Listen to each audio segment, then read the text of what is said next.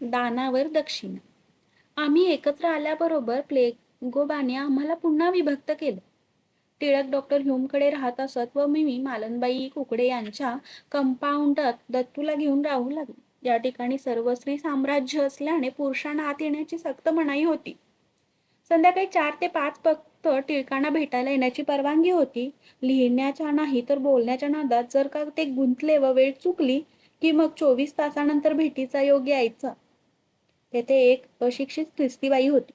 तिला 2 मुली होत्या. या सर्वाचा देवावर फार विश्वास असते. दुसऱ्यांची मने न दुखवतील असे वागण्याची त्या फार खबरदारी घेत.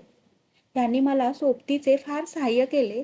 तिच्या गोड वाणीमुळे मला ती सुशिक्षितांपेक्षा अधिक आवडे. मी माझ्या नातलगांकरता रडे तेव्हा ती माझी समजूत करी.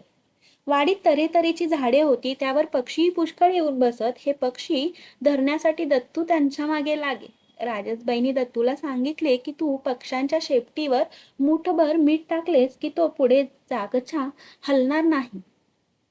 अर्थात शेपटीवर मूठभर मीठ पडेपर्यंत पक्षी उडून जाणार हे दत्तूच्या ध्यानात येत नसे.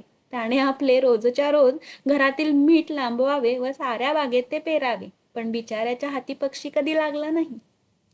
नगरात प्लेगचा जोर अतिशय वाढला.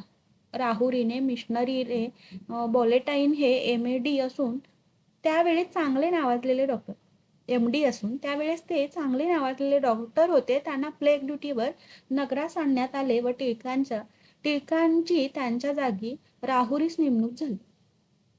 आता मी अगदी पूर्णपणे ख्रिस्ती लोकात राहण्यात आले. राहुरी गावाच्या पश्चिमेस ख्रिस्ती लोकांची वस्ती आहे. वस्तीच्या पलीकडे पश्चिमेस अर्ध्या पलंगावर डॉक्टर बॅलेंटाईन साहेबांचा बंगला आहे. या बंगल्यात आम्ही सर्व एकत्र राहू लागलो. कंपाऊंडात एक निराळी स्वतंत्र खोली होती. या खोलीस मी माझा स्वयंपाक व देवदेव करायची. माझे सोवळे ओवळे अगदी नेहमीसारखे अगदी कडकडीत होते. या खोलीच्या शेजारच्या खोलीत बॅलेंटाईन साहेबांच्या मुलांची आया राहत असे. तिला सगळेजण आयाबाई म्हणत. आयाबाई अशिक्षित होती पण दुसऱ्यांच्या सोयी गैरसोयीकडे पाहण्याचे वळण तिला इतके होते की आत्ता मला त्यांची किंमत कळते आहे. नारायणराव गोखल्यांची मी मुलगी. माझे सोवळे ओळे केवढे कडक असले याची कल्पना करण्यात ती तेवढी आठवण पुरे आहे.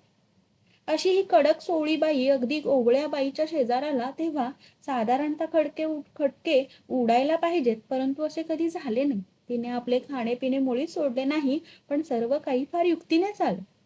कधी कधी ती टिळकांना जेवायला बोलली पण हे काय खातात ह्याची मला कधी कल्पनाही होत नसते. त्यांना जेवायला बोलावले म्हणजे मला ती शिदा देई. ती आपल्या खोलीत दोरीवर नेहमी वाळत घाली. तिला विचारले काय आहे तर म्हणे बाई प्लेगचे दिवस तेव्हा कपड्यांना हवा पाहिजे ना लागायला. जेवताना ती दार लावून घेई त्याचेही मला आश्चर्य वाटे. का हो आयाबाई तुम्ही दार लावून का जेवता? ती म्हणे आहो बाई आमची रीतच अशी. कधी कधी जेवायला बसली म्हणजे आत टोकल्याचा दणदण आवाज येई. मी विचारी आयाबाई तुम्ही जेवताना ठोकता हो काय? तेव्हा तिने उत्तर द्यावे आहो बाई घुशीची बिळं बुजवते. या घुशींनी लय त्रास दिला. एकदा तर दार बंद होते व आयाबाईच्या घरातून चमत्कारिकच काही भाषण ऐकू येऊ लागले. कोणी म्हणे मी पाय घेईन, कोणी म्हणे मी मुंडके घेईन. हे आहे तरी काय? मला मोठी चुटपुट लागून राहील. मी म्हटले आयाबाई हे काय हो चमत्कारिक तुमच्या घरातून बोलणे येते? तिने चटकन उत्तर केले आहो बाई काय सांगू राखेसाची गोट लावली होती त्यातले ते बोलणे. मला कामाला बाई वगैरे कोणी नव्हते. आयाबाईंनी हळूहळू सारी कोरडी कामे करायला सुरुवात केली. केर काढला तर काय होते हो बाई? मला तिने हळूच विचारले. तिच्या गोड स्वभावामुळे मीही तिला ते करू देऊ लागले. पाणी स्वयंपाक ही मात्र माझी मी करी. याच ठिकाणी माझ्या पहिल्या ख्रिस्ती बंधूची माझी गाठ पडली. त्यांचे वागणे कपडे वगैरे अगदी शुचिरभूत ब्राह्मणांसारखे असे. यांचे नाव बापू नामाजी आढाव. मी टिळकांना विचारले हे कोण ब्राह्मण आहेत हो? टिळकांनी सांगितले हे गुडशस्थ ब्राह्मण आहेत. मी देशस्थ कोकणस्थ कऱ्हाडे वगैरे ब्राह्मणांच्या पोट जाती ऐकल्या होत्या पण गुडशस्थ ही जात मात्र कधी ऐकली नव्हती. मला त्यांचे म्हणणे पटले. पुढे कित्येक वर्षांनी गुडशस्थ ब्राह्मणाचा अर्थ कळला. बापूराव आमच्याकडे 2-3 दिवस होते. मला माझ्या नातेवाईकांची आठवण होऊन मी नेहमी रडे. इतके दिवस टिळकांकरता रडले आता नातेवाईकांकरता रडू लागले. बापूरावांनी माझी पुष्कळ समजूत करावी. तुम्ही रडू नका. मला तुमचा भाऊ समजा. आणि शेवटपर्यंत ते माझ्याशी भावाप्रमाणे वागलेही. नगर सोडून राहुरीस येण्याच्या आधीच एक गोष्ट सांगितली पाहिजे. टिळकांकडे एक गृहस्थ आला. त्याला ख्रिस्ती व्हायचे होते. तो टिळकांना पप्पा व मला आई म्हणू लागला. टिळक त्याच्यावर फार प्रेम करीत व त्याला आपल्या मुलाप्रमाणे मानित आणि टिळकांनी कोणावर प्रेम केले नाही. जो कोणी त्यांना भेटे त्याच्यावर त्याचा चटकन विश्वास बसे. माणसांची खरी परीक्षा मला आहे असे त्यांना वाटे. उलट मला वाटे माणसांची खरी परीक्षा मला आहे हा माणूस मला एक लफंगा वाटे तर टिळकांना तो एक देवदूत वाटे. ते मला म्हणत तुला सायकॉलॉजी कळत नाही. मी म्हणे मला नसेल कळत. मला व्यवहार ज्ञान आहे व हा माणूस लफंगा आहे हे मी त्याच्या जोरावरच तुम्हाला सांगते. ते म्हणत तू दुराग्रही फार.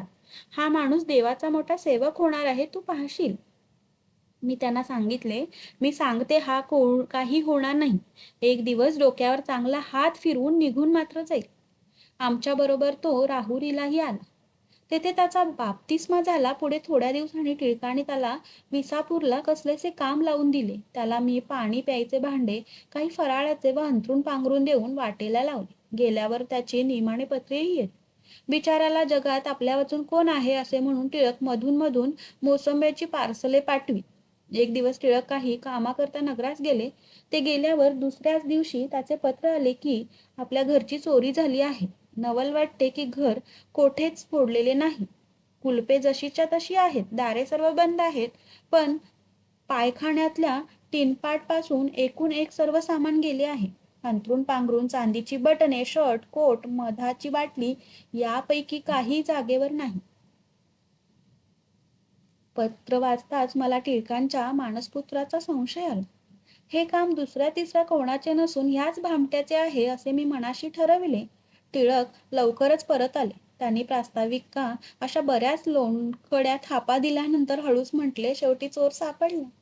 मी आषाढभूत प्रमाणे विचारले सामान सापडले का? तू अशी उतावीळ करू नको. मी सर्व काही तुला सांगतो. बरं सांगा. अगं तो आपला मुलगा विसापुरात आहे ना. तो होता म्हणून सर्व काही मिळाले. नाहीतर एक फुटका तांब्या हाती लागला नसता. म्हणजे तो काही पोलीस बिलीस झाला आहे की काय? नाही ग. चोराने केली चोरी आणि आपल्या नावाचे भांडे घेऊन गेला बेटा बाजारात विकायला. ते ते ते ह्याने ओळखले. धरला त्याचा हात आणि दिला नेऊन पोलिसात. काय किती हुशार माणूस. तुम्ही काही म्हणा पण चोर पोळपाट लाटणे आणि टिनपाट नेऊन काय करणार? हा कोणीतरी माहितीतला भामटा असला पाहिजे. या जिन्सा चोराला काय करायच्या? तुला काय ठाऊक? चोर यांचे सुद्धा पैसे करतात. बरं मग पुढे काय झाले? पुढे काय? त्याचे पत्र आले आहे की 10 रुपये पाठवा. सामान माझ्या ताब्यात घेतले आहे. पैसे येताच घेऊन देतो. मग त्याला काय आता पैसे पाठवायचे? तर ही कामे का कुठे पैशा वाचून होतात? चल, नाही तर मीच जाऊन सामान आणतो. दे पैसे. मी पैसे आणण्यास आतल्या खोलीत गेले. टिळकांचा हाच विषय चालू होता. आमच्या घरात नेहमी बाहेरची माणसे बसलेली असत आणि घरातल्या गोष्टी वेगवेगळ्या व बाहेरच्या वेगळ्या असे कधी नसते. मी आत आल्यावरचे टिळकांचे बोलणे मला स्पष्ट आत ऐकू येत होते. चोरी त्यानेच केली. डॉक्टर ह्यूमकडून किल्ल्या आणल्या. 4 गाड्या आणून त्यात सर्व सामान भरले. लोहारणीने विचारले सामान कोठे चालले तर तिला सांगितले टिळकांनी मला मुद्दाम राहुरीहून सामान आणण्यास पाठवले आहे. मी सगळे ऐकत होते. पण व्यवहार ज्ञानाचा माझ्याजवळ पुष्कळ साठा असल्याने मनात म्हटले हरकत नाही. एवढे मोठे सामान 10 रुपयात परत मिळते आहे ना. जाऊ द्या 10 रुपये गेले तर. मी बाहेर येऊन टिळकांच्या हातात 10 रुपये ठेवले. टिळकाने ते 10 रुपये नेऊन त्याच्या स्वाधीन केले व त्याला सांगितले मी पुढे जातो तू सामान घेऊन ये. टिळक परत आले. मी म्हणाले सामान? ते म्हणाले येत आहे मागून. मी म्हणाले तुम्ही सारा संसार त्याला दान केला. त्याची दक्षिणा राहिली होती ती आता देऊन आलात वाटतं. पण टिळकांना तो आपले सामान घेऊन येणार अशीच पुष्कळ दिवस खात्री वाटत होती. आला नाही कधी तो.